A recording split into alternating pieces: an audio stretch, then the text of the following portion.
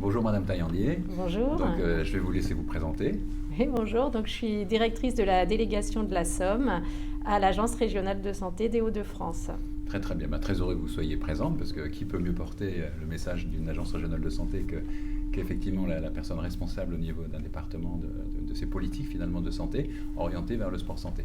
Alors, expliquez-nous un petit peu comment votre délégation territoriale est organisée, quels sont les personnels qui y travaillent et comment vous faites en sorte qu'au travers des politiques de santé, les gens aient envie de faire du sport et accès à du sport et soient orientés finalement vers les clubs sportifs puisqu'il y a une belle dynamique dans votre département. Oui, tout à fait.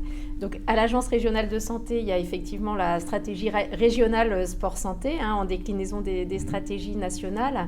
Donc, on a une feuille de route régionale et donc dans le département de la Somme, on a une équipe des chargés de mission sur la prévention, sur l'offre de soins donc vers les médecins libéraux et autres professionnels de santé. On suit aussi les 5 contrats locaux de santé. Donc, il y a des contrats locaux de santé qui, enfin quasiment tous ont un axe sur sport santé. Donc, on est dans une région, vous le savez, qui a des indicateurs de santé très défavorables. Donc voilà, on a vraiment un axe fort et un pilier stratégique sur la lutte contre l'obésité, le surpoids, contre la sédentarité et donc vraiment sport santé. Donc on va avoir des axes d'intervention très forts pour que soient déployés, accompagner les démarches pour que soient déployées sur le territoire des actions qui permettent de bien manger, bien bouger, je vais dire ça comme ça, et pour tous, en touchant les plus éloignés des pratiques avant même sportives, des pratiques de bien bouger. Voilà, j'ai en tête, on a des actions d'accompagnement de groupes de femmes qui est en quartier politique de la ville, qui commence déjà à oser sortir de chez elle, s'habiller de la bonne façon, mettre des baskets pour pouvoir aller marcher, recréer du lien social. Voilà, donc c'est vrai qu'on n'est pas dans le sport de haut niveau. Ça, ce sont les collègues de la Dragesse, mais on travaille en articulation étroite pour que tout le monde se mette au sport au regard des indicateurs bénéfiques. Et le deuxième axe, c'est vers les professionnels de santé. Pour faire passer les messages. Là, on va mettre en place prochainement les rendez-vous de prévention aux âges clés. Donc forcément, c'est un thème qui sera abordé par les médecins. Donc on travaille avec les unions régionales de professionnels de santé. Alors, au premier titre les médecins, mais aussi les pharmaciens, voilà, pour que ces questions-là puissent être abordées par tout le monde pour avoir plus de poids auprès des personnes concernées. Très bien. Alors vous disiez que vous avez un axe sport santé dans chaque contrat local de santé, donc ça c'est très bien parce que vous faites le lien avec la collectivité locale, enfin avec le pays, les collectivités locales, y compris l'assurance maladie, etc., dans un orchestrage au niveau local pour emmener les gens finalement faire en sorte que les gens aillent vers faire de l'activité physique, donc ça c'est très bien. Par rapport aux maisons de santé pluriprofessionnelles, aux communautés professionnelles territoriales de santé, est-ce qu'il y a des dynamiques également dans ces modes d'organisation coordonnée finalement entre les professionnels pour faire en sorte qu'ils s'approprient également cette dimension-là? Est-ce qu'il y a quelque chose d'envisagé ou quelque chose de déjà fait? Alors déjà, effectivement, dans les maisons de santé pluriprofessionnelles, il y a souvent un axe, comme je disais, sur l'alimentation, obésité, activité physique. Oui. Et les communautés professionnelles territoriales de santé, alors c'est un peu plus récent, on en a une sur le Grand Amiens et puis deux autres, mais qui sont très récentes. Et donc dans ce qu'on contractualise, donc avec l'assurance maladie aussi, dans ce qu'on contractualise avec les CPTS, on a aussi un axe plutôt sur la nutrition, mais nutrition c'est alimentation, activité physique.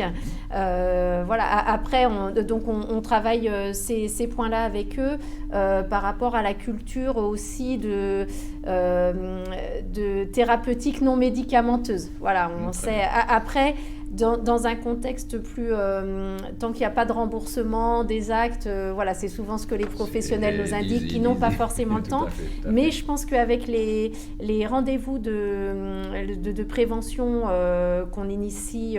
il y a les rendez-vous de prévention, les bilans de prévention nationaux, mais en lien avec la Drages, on initie aussi dans les territoires des rendez-vous de prévention. Donc, des rendez-vous de prévention. Alors, qu'est-ce que c'est exactement et comment un habitant va se dire je vais pouvoir rencontrer ces rendez-vous de prévention? Ça s'organise comment?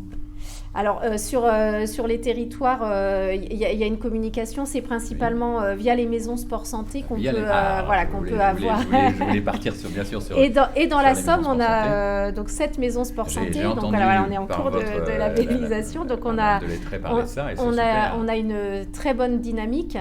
Et on a aussi des maisons sport-santé, parce que ce n'est pas le cas partout, qui ont aussi un axe vers les personnes en situation de handicap. Parce que ça, c'est un axe majeur, parce qu'en plus, les personnes en situation de handicap ont souvent des traitements qui peuvent occasionner du surpoids. Donc voilà, on a vraiment des axes forts. Donc via les maisons de santé, sport-santé, pardon.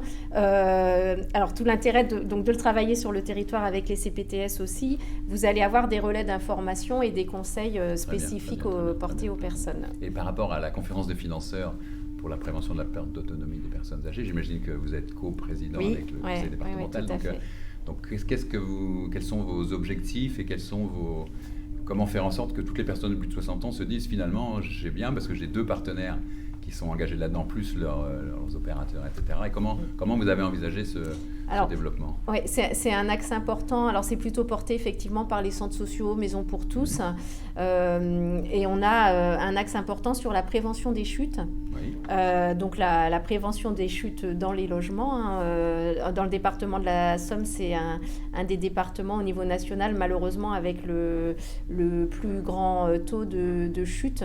Donc, on a un vrai sujet. Ouais, on a un vrai sujet dans la Somme. C'est aussi un département avec l'un des indices de vieillissement les plus importants, donc c'est peut-être lié aussi. Donc on travaille sur l'adaptation au logement, mais aussi l'activité de la personne, parce qu'on sait que si on a des ateliers de gym douce, ça peut permettre au niveau de la marge, d'être plus fluide et d'éviter les chutes. Donc au niveau de la conférence des financeurs, on a vraiment cet axe à la fois d'ateliers, on va dire d'ateliers pour rester autonome, d'ateliers sportifs adaptés pour rester autonome, mais aussi on a un axe spécifique sur la prévention des chutes au domicile de la personne. D'accord. Alors si on prend l'âge un peu extrême chez les jeunes, donc quel lien vous avez éventuellement avec l'éducation nationale ou comment vous atteignez les jeunes pour que cette prévention de l'obésité finalement soit un axe majeur, parce que c'est un besoin.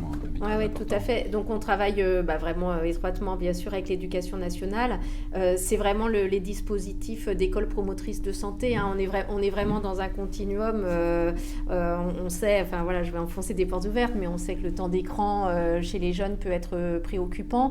On travaille beaucoup bien sûr avec les collectivités, parce qu'elles organisent beaucoup d'ateliers d'activités physiques vers les jeunes, et on accompagne les écoles promotrices de santé. Et donc écoles promotrices de santé, là on a vraiment un tout, on travaille sur tous les axes, donc notamment de bien manger, l'intérêt du petit déjeuner, et aussi travailler sur les cours de récréation qui donnent des fois plus d'espace aux garçons qu'aux petites filles, et donc les activités sportives qui peuvent être proposées et accessibles à tous. D'accord.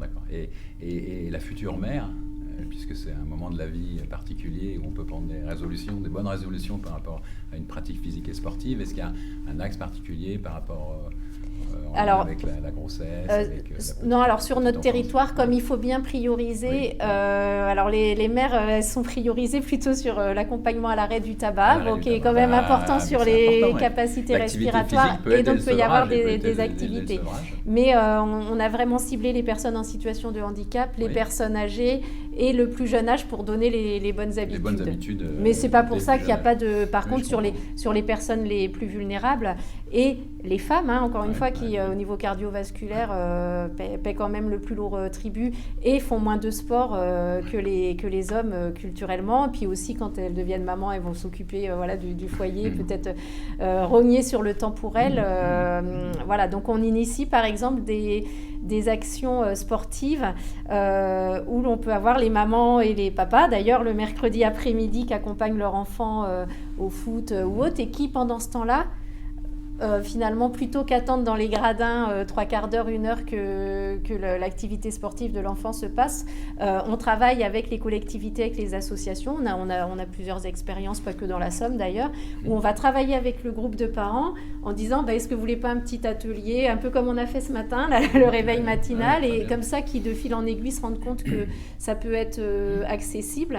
Et voilà, donc on a repéré, parce qu'il y a ce vrai sujet d'avoir le temps pour l'activité sportive. Temps pour soi, prendre du temps pour soi. Donc sur les jeunes parents, voilà ce qu'on cible. D'accord, mais c'est très très très bien. Ouais. Alors, tout ce que vous me dites là, et ce qu'avait dit Madame Delettré auparavant, je pense qu'à mon avis, ça passe par une vraie coordination des acteurs institutionnels. Alors, comment vous avez organisé puisque quand une déléguée territoriale de l'ARS, une directrice départementale de l'ARS vient dire ça dans des rencontres nationales sport-santé, pour moi, c'est vraiment la preuve qu'il y a un vrai travail partenarial entre l'ensemble des acteurs, que ce soit le conseil départemental, la caisse, les primaires d'assurance maladie, etc. Donc comment vous rencontrez, comment vous organisez ça ensemble, cette façon de travailler ensemble? Alors c'est vrai que dans la Somme, il y a un réseau, c'est assez spécifique. C'est voilà, tout à fait. Il y a le réseau sport santé et il y a aussi la coordination au niveau régional. Et nous, via le réseau, et comme je disais, via aussi les contrats locaux de santé ou autres initiatives, on est finalement un territoire, il doit y avoir 570 000 habitants dans la Somme. Voilà, on est un territoire avec une très forte habitude de partenariat et de travailler tous ensemble. Donc on a régulièrement l'occasion de se rencontrer sur ces sujets-là avec effectivement services de l'État, éducation nationale, les collectivités qui occupent une part très importante dans le déploiement. Voilà.